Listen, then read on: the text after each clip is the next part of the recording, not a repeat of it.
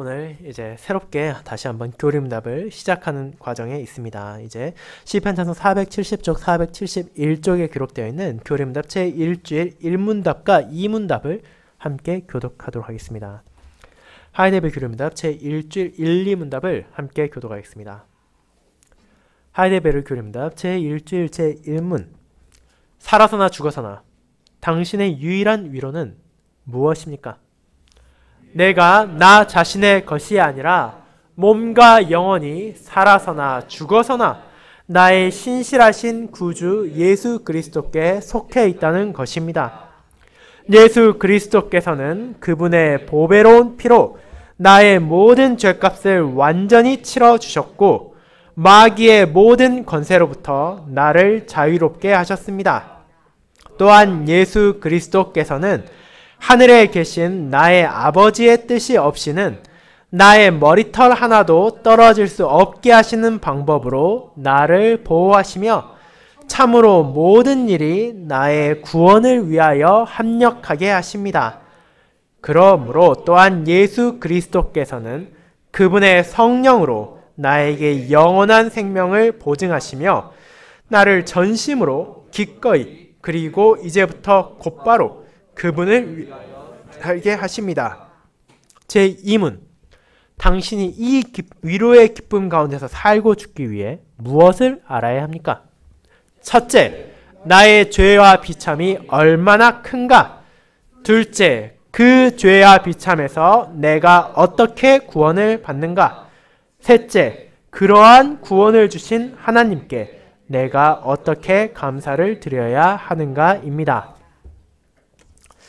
말씀 묵상 후에는 니케아 신경을 통하여 우리의 신앙을 고백하는 찬송 49장의 2A, 2B절을 이어서 부르도록 하겠습니다.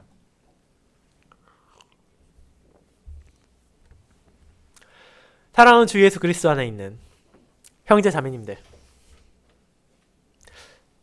많은 사람들은 무언가를 배우는 것에 그렇게 큰 흥미를 가지고 있지는 않는 것 같습니다.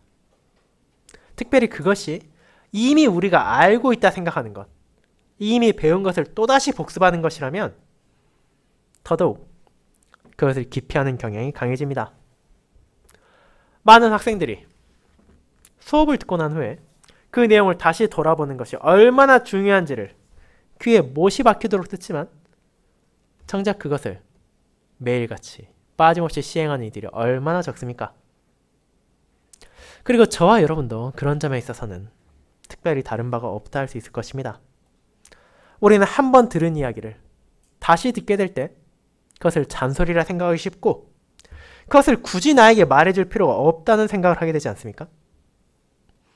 이것은 무언가를 배울 때도 마찬가지입니다.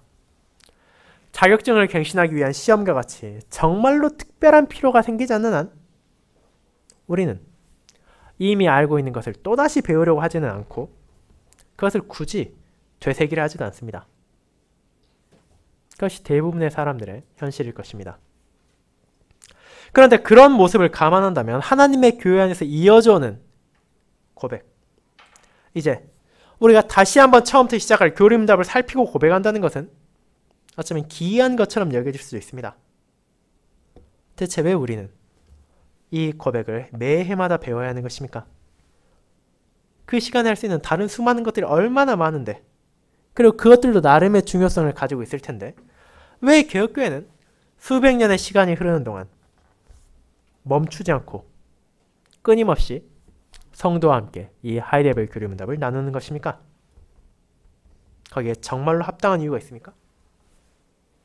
이런 질문이 여러분 안에 떠오를 수도 있고 혹은 여러분 주변에 장로교회나 침례교회와 같은 다른 기독교 교단에 다니는 형제와 자매들이 물을 수 있기에, 그리고 또한 세상의 불신자들이 왜 너희는 그런 시간 낭비를 하냐고 물어볼 수도 있기에 우리는 그에 대한 답을 마땅히 준비해야 할 것입니다. 그리고 교회가 지켜나가는 다른 수많은 것들과 마찬가지로 그 답 역시 하나님께서 우리에게 그것을 원하시기 때문이라는 간명한 진리를 향하게 됩니다.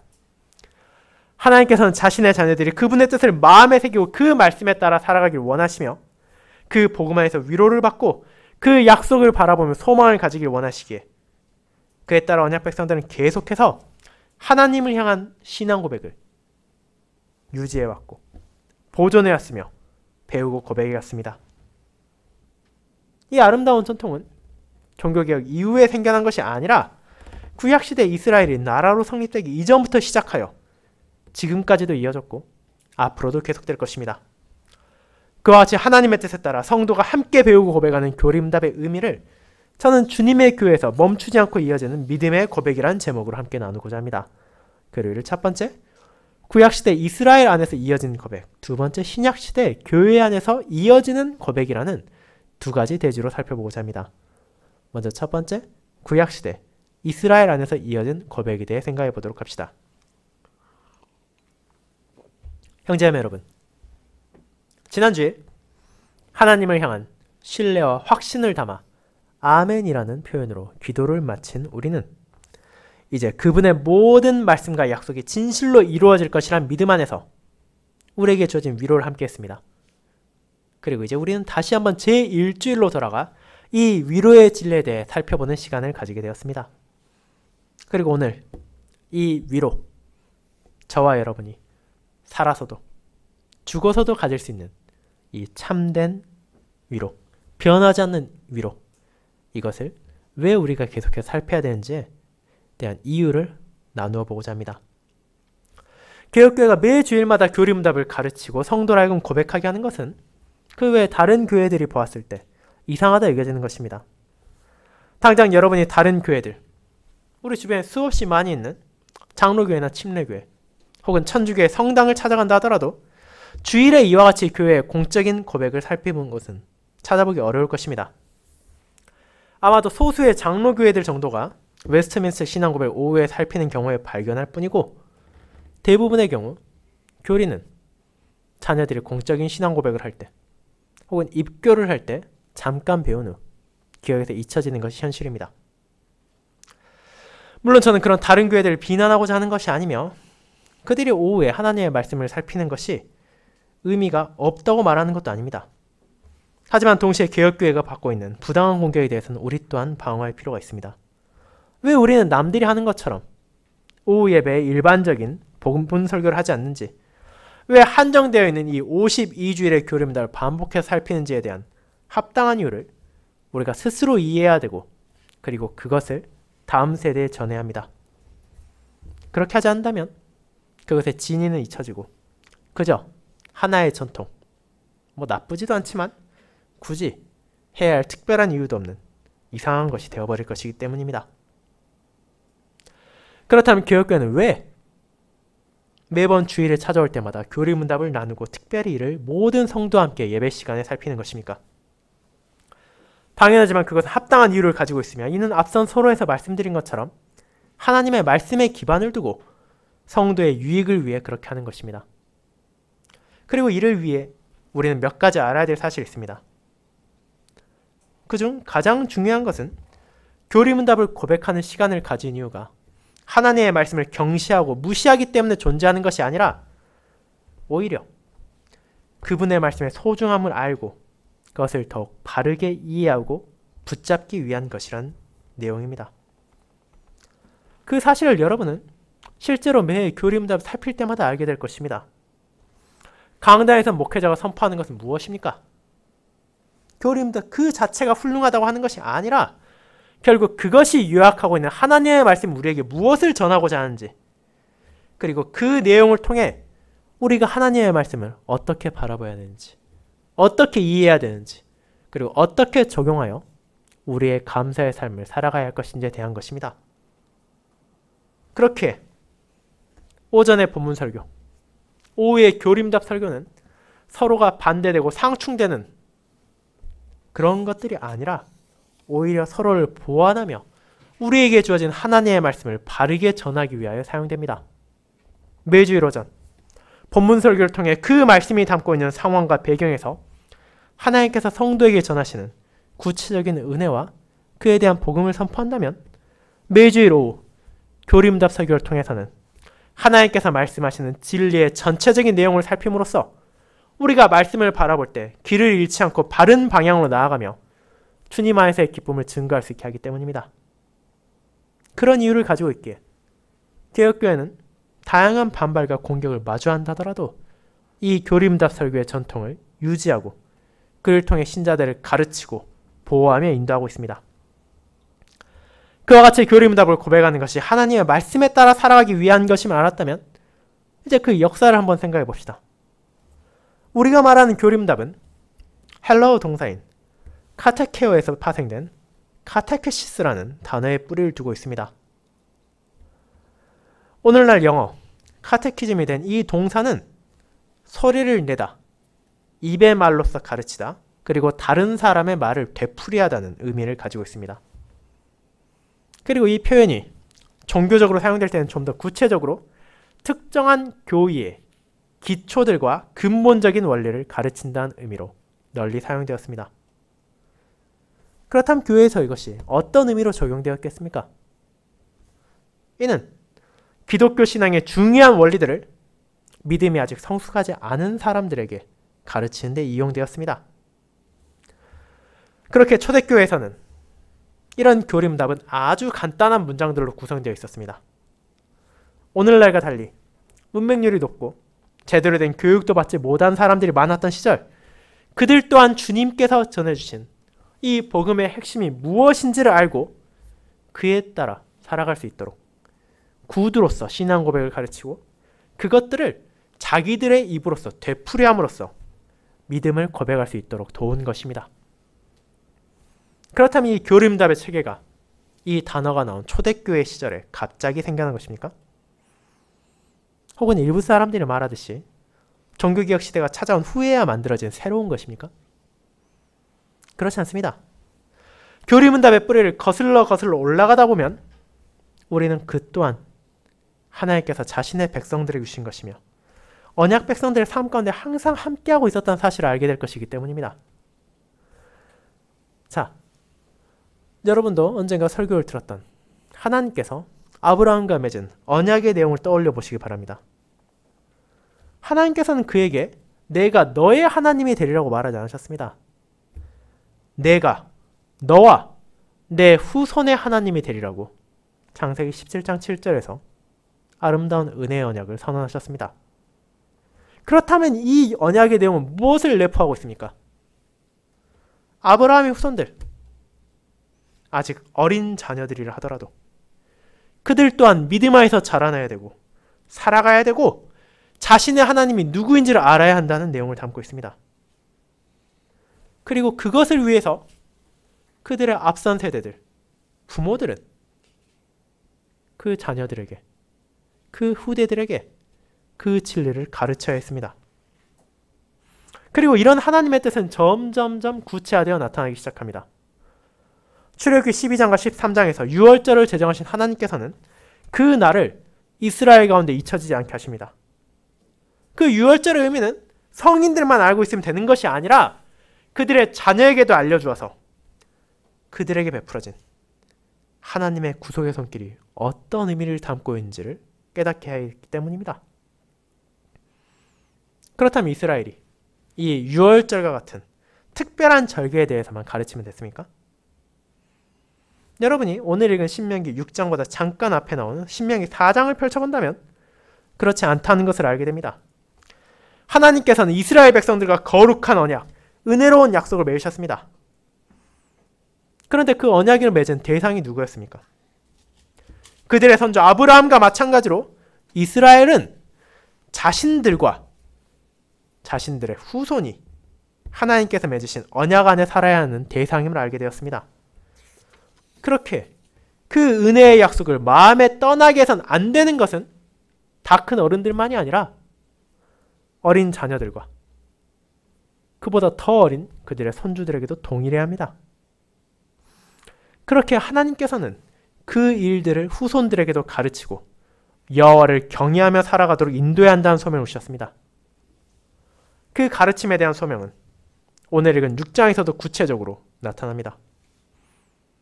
하나님은 자기 백성들에게 제1문답에서도 오늘 볼 수 있는 소명, 그분을 전심으로 사랑하고 그분을 위하여 살아가라고 말하면서 그런 삶을 위해 주어진 말씀을 내 마음에 새기고 자녀들에게도 부지런히 가르쳐서 언제라도 기회가 있을 때마다 그것을 강론하고 그것을 자신들의 표로 삼고 그것을 기억하여 익히겠습니다.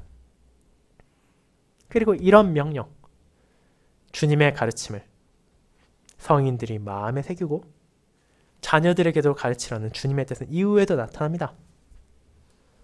그렇게 신실한 성도들은 구약 시대에도 다양한 방식으로 그 자녀들을 가르치고 자신들의 마음에 새겼습니다. 그렇게 믿음의 선조들은 가정에서는 부모들이, 회당에서는 랍비를 비롯한 교사들이 하나님의 말씀에 나타난 복음을 부지런히 가르치고 또 그 가르치는 과정을 통해 자신들의 마음에 새겼습니다. 그리고 그들이 가르친 내용, 본질적으로 오늘날 우리가 전하는 교리문답과 다르지 않습니다. 왜냐하면 그들도 그리고 우리도 한 분 하나님의 한 말씀 안에서 전해진 한 진리를 가르치는 것이기 때문입니다. 물론 당연하지만 그 안에 세세한 차이는 있습니다. 그들은 구약시대에 살았기에 당연히 그 당시에 제한된 상황에서 주어진 하나님의 말씀을 익히고 배웠으며 설교의 형태로도 나타냈습니다. 초기에는 가정과 부모를 중심으로 시작된 이 가르침들이 개선되고 발전되어 체계적으로 나타나게 되었습니다. 그 결과 구약시대 언약 백성들은 크게 4가지로 구분된 내용을 중심으로 가르쳤습니다. 오늘 신명기 6장 4절에 나오는 것과 거의 유사한 이스라엘아, 여호와, 우리 하나님이 주님이시다 라는 신앙 고백적 문장, 그리고 오늘날 우리가 배우는 것과 동일한 그들에게 이미 주어졌던 언약의 10가지 말씀의 의미와 적용, 그리고 당시의 기준으로 하나님께 드린 합당한 기도와 앞서 언급된 유월절을 포함한 이스라엘의 절기와 제사, 예전들이 가리키는 내용을 담은 성례에 대한 부분을 꾸준히 가르치고 또 그 가르치는 과정에서 자신들의 마음에 새겼습니다. 그 모든 것들은 이스라엘 백성들이 어느 날 창작해낸 것이 아니라 하나님의 말씀 안에 나타난 진리를 요약하고 정리해서 이 땅에 살아가는 성도들이 마주하는 고통과 역경에서도 주님의 말씀을 통해 진리 안에 살아가고 말씀으로 인도되며 위로와 기쁨을 누릴 수 있도록 하는 목적을 가지고 있었습니다. 그리고 그와 같은 가르침은 아주 초기의 족장 시대에도, 그리고 사사 시대에도, 출애굽 시기에도, 이스라엘 왕국이 건국된 이후에도, 그리고 심지어 포로기에도, 그리고 그 이후의 시대에도 멈추지 않고 이어진 하나님의 뜻에 따라 그분 안에 소망을 가지고 살아가는 모든 성도들이 누렸던 은혜이고 그들이 지켜나간 소명이었습니다. 그렇다면 이런 가르침을 통해 그들이 자녀들에게 가르치고 자신들의 마음에 새긴 이 내용은 무엇입니까? 그들은 하나님의 말씀 안에서 배운 진리를 통해 그분의 신실하심을 배우고 그분의 공의로움을 깨달았으며 그분의 긍휼과 사랑을 알게 되었습니다. 우리가 잘 알듯이 이스라엘 백성들의 삶은 결코 평탄하고 순탄하지만 않았습니다. 그들의 나라가 세워진 이후에도 끊임없이 가나안의 다른 나라들과의 전쟁이 이어졌고 근동 지방을 주무르던 다른 강대국들도 이스라엘 영토를 호시탐탐 노리고 있었습니다. 그리고 마침내 그 나라는 무너지고 포로기를 겪는 비참을 마주하기도 했습니다. 그런 시기에 그들에게 필요한 것은 무엇입니까? 그들에겐 위로가 필요했습니다. 말뿐인 위로가 아니라 정말로 그들의 찢어진 마음을 회복하고 그들을 참담한 현실로부터 벗어나게 할 참된 위로가 요구되었습니다. 그 위로는 하나님께서 베푸신 언약을 신실하게 증거하신 그분을 향한 신뢰 안에서 그분께서 주신 약속을 붙잡음으로만 주어집니다. 자신들이 배우고 또 자신의 자녀들에게 가르치는 이 복음 안에서 성도들에겐 분명한 소망을 가지고 있었습니다. 이는 부족한 우리로선 불가능한 율법을 온전하게 성취하실 분, 이스라엘의 모든 절기와 제사, 예식들이 가리키는 속죄의 사역을 조금의 부족함도 없이 성취하실 분, 선지자들이 가리킨 하나님의 뜻을 온전히 전할 대선지자 다윗 왕가의 후손으로 이 땅에서 모든 원수들을 물리치고 영원히 무너지지 않을 나라를 세울 위대한 왕, 다시 말해 하나님께서 언약 백성들에게 주신 약속, 그 약속에 나타나는 메시아, 기름 부음 받을 자에 대한 소망을 가지고 그들은 위로를 누릴 수 있었습니다. 그것이 바로 그들에게 주어진 위로의 본질이었습니다. 자신들의 죄와 비참을 인정한 이들에게 베풀어진 하나님의 은혜 안에서 그분의 약속이 성취될 것을 바라보고 그분의 뜻에 순종하며 살아갈 수 있도록 이스라엘 백성들이 이 진리의 문답을 가르치고 설교하며 그들의 마음에 새겼습니다. 사랑하는 형제자매 여러분, 그와 같이 이런 형식을 통하여 진리를 배우고 가르치며 마음에 새기는 것은 저와 여러분만이 행한 특이한 행동이 아닙니다. 이는 이 땅에서 살아가는 동안 주님의 위로가 필요한 모든 신자들이 행했던 것이고 행하고 있는 것이며 앞으로도 행할 것입니다. 믿음의 선조들이 고통과 어려움 속에서 위로를 찾으며 주님께 나아갔고 오늘날의 신자들 또한 그러하며 앞으로도 그러할 것이기 때문입니다. 그렇게 하나님께서는 이를 구약시대 자신의 백성들에게도 가르침과 설교를 통해 계속해서 되새기게 하셨습니다. 그리고 그 은혜 안에서 믿음을 붙잡고 인내하며 하나님의 약속, 오실 메시아를 향한 소망 안에서 신실한 신자들이 흔들리지 않도록 붙잡아 주셨습니다.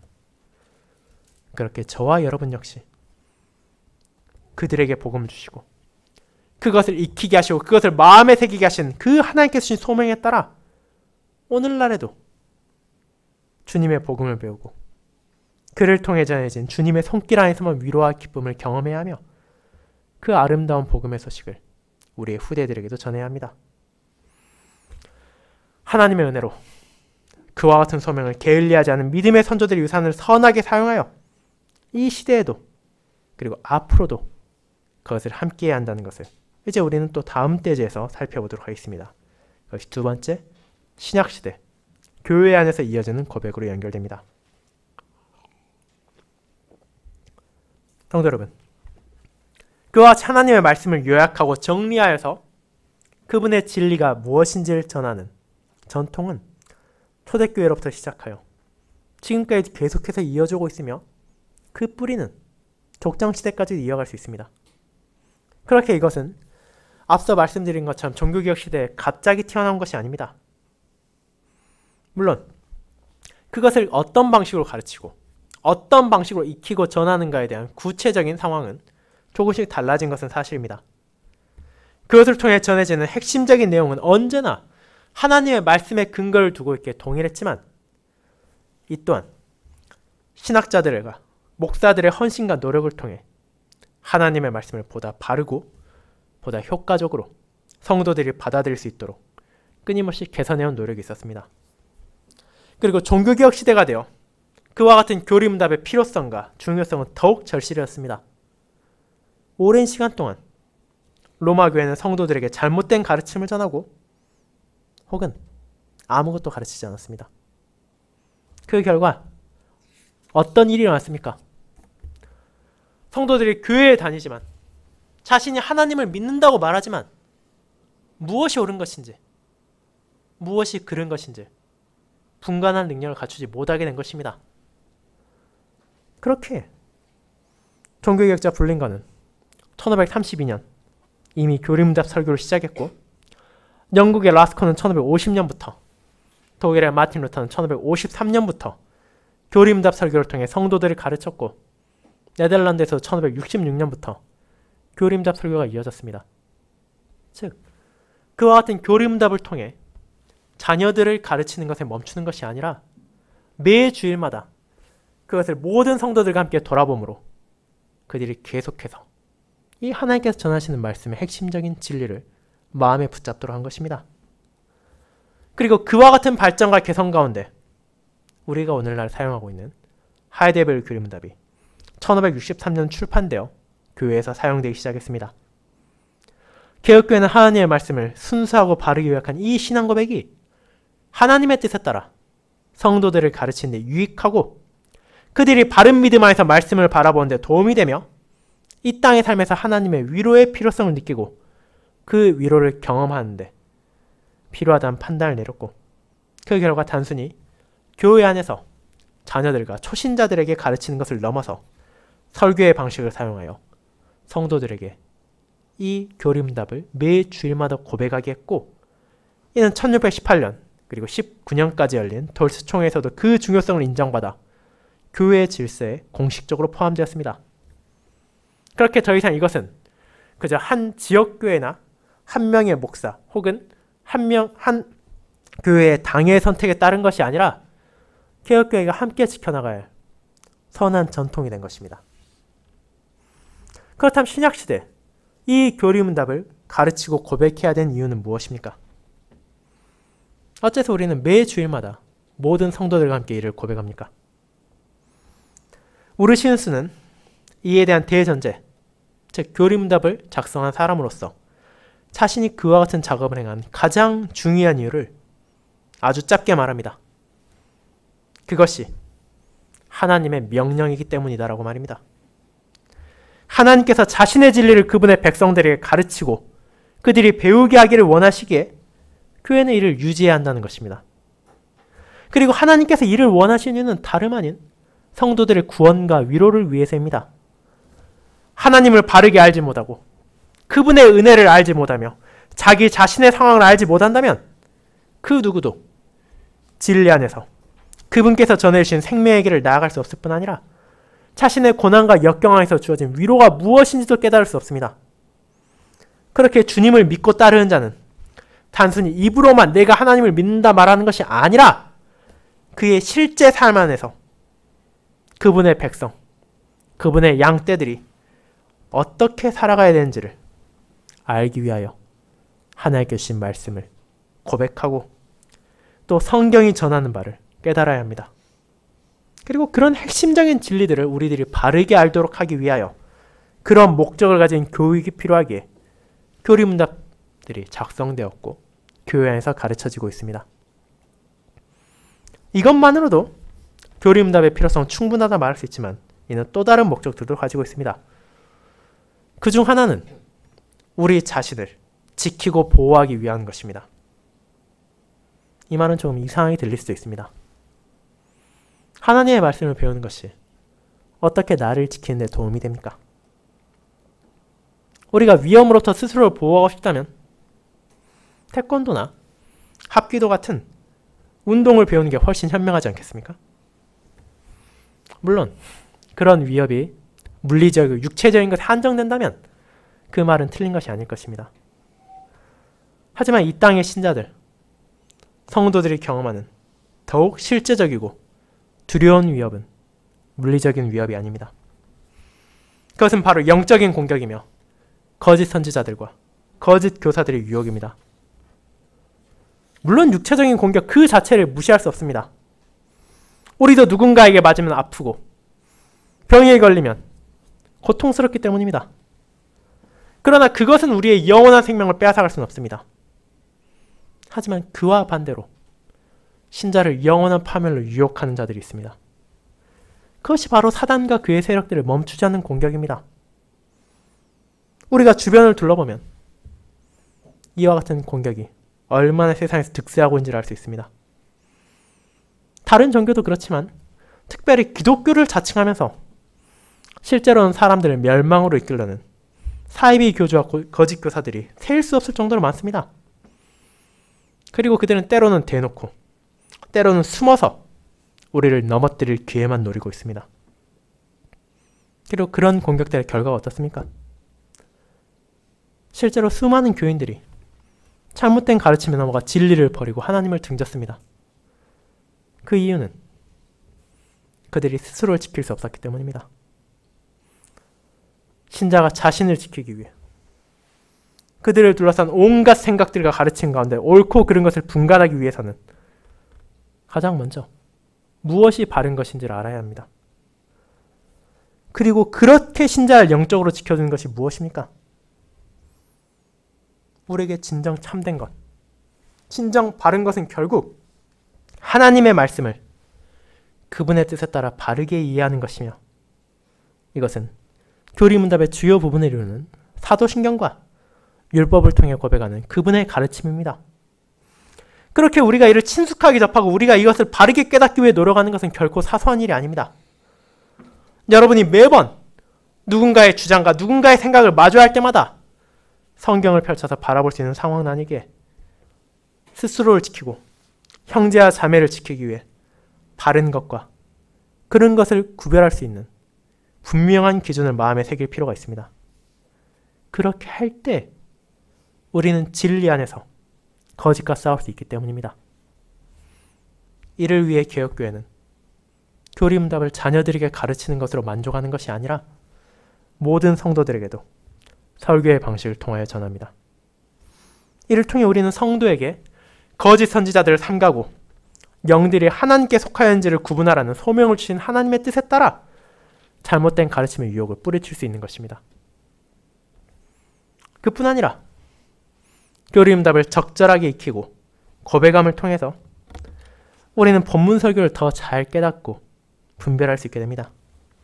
하나님의 말씀에서 주어진 교회의 핵심적인 진리들을 깨달음으로 우리가 각각의 본문을 접할 때 그것이 그런 교리들과 어떻게 연관되는지를 알게 되어 더 큰 유익을 받는 것입니다. 이처럼 우르시누스는 교리응답을 가르치고 배우는 것에 그 외에도 다양한 유익이 있음을 하나님의 말씀에 근거하여 알려줍니다. 그렇다면 그렇게 하나님의 백성들이 알아야 하는 것은 결국 무엇입니까? 그 답을 우리는 제1문답에서 보게 됩니다. 성경에 나타난 주님의 말씀을 통해 신자는 나의 유일한 위로가 대체 어디에 있는지를 알게 됩니다. 그리고 우리는 이제 말씀을 바라볼 때 그 위로 안에서 바라볼 수 있고 우리가 삶을 살아갈 때 그 위로에 근거하여 살아갈 수 있습니다. 그리고 우리는 그 위로를 붙잡음으로 어떤 상황에서도 하나님께 감사할 수 있습니다. 그 위로가 나에게 필요합니다. 이 땅에 살아가는 동안 모든 성도들도 결국 고난과 괴로움 마주할 때가 있습니다.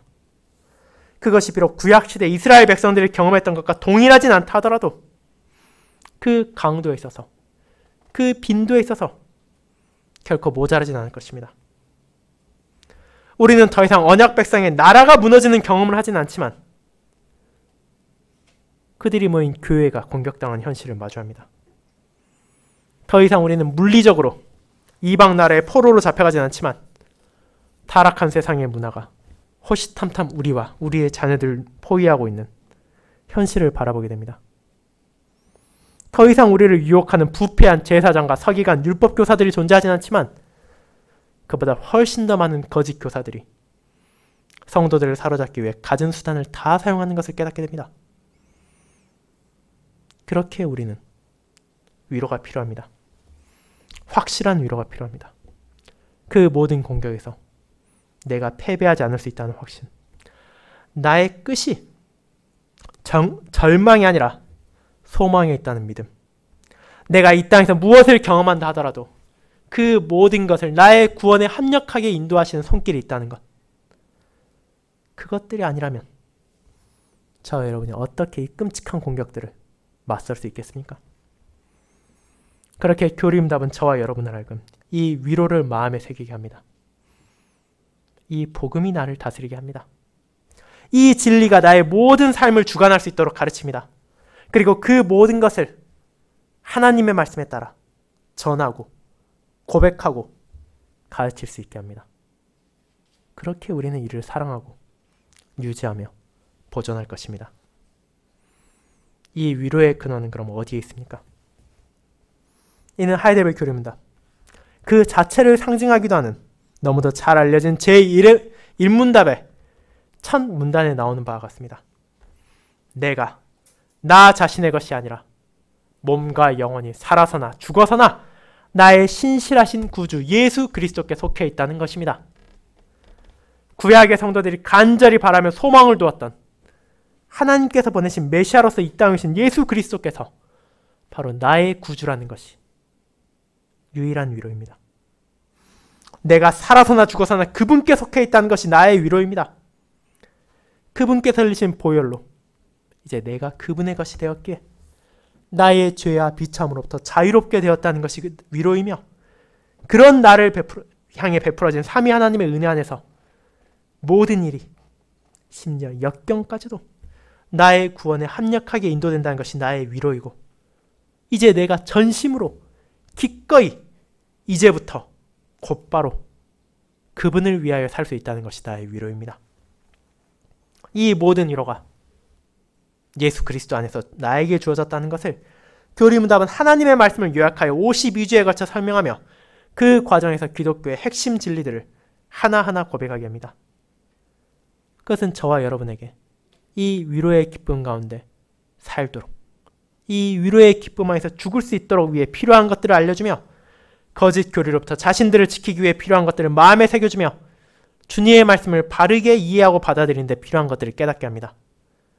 그리고 그 모든 것들을 오직 하나님의 뜻에 따라 하나님의 말씀을 요약하여 전함으로 교리문답은 모든 성도들을 가르칩니다. 사랑하는 성도 여러분, 이제 그와 같은 위로의 복음을 저와 여러분은 다시 살필 것입니다. 이는 분명 여러분이 이미 알고 있는 신앙의 고백을 반복하는 것을 느껴질 수 있지만 우리가 하나님의 말씀의 깊이를 우리 지혜로 재단할 수 없는 것처럼 그분의 말씀을 요약한 신앙 고백 또한 성도가 끊임없이 반복하고 마음에 온전히 새길 필요가 있는 풍성한 위로를 전하고 있습니다. 그 시간을 통해 저와 여러분은 믿음의 선조들을 그렇게 한 것처럼 오늘날에도 언약 백성들을 돌보시고 위로하시는 하나님의 사역을 살펴볼 것이며 그분의 도움이 필요한 나 자신의 현실을 바르게 고백하는 주님의 은혜 안에서 내가 어떠한 삶을 살아야 하는지를 알아갈 것입니다. 그리고 이를 통해 전심으로 하나님을 경외하며 그분의 뜻을 지키며 살아가고 여호와 하나님만을 사랑하며 이 진리를 후대의 성도들에게도 가르치고 전함으로써 이 위로 안에서 이 위로의 근원이신 주님을 바라보고 이 위로가 온전해질 그리스도의 날을 향해 나아갈 것입니다. 이제 그 위로의 여정을 기쁜 마음으로 다시 한번 우리가 함께하길 소망합니다. 아멘.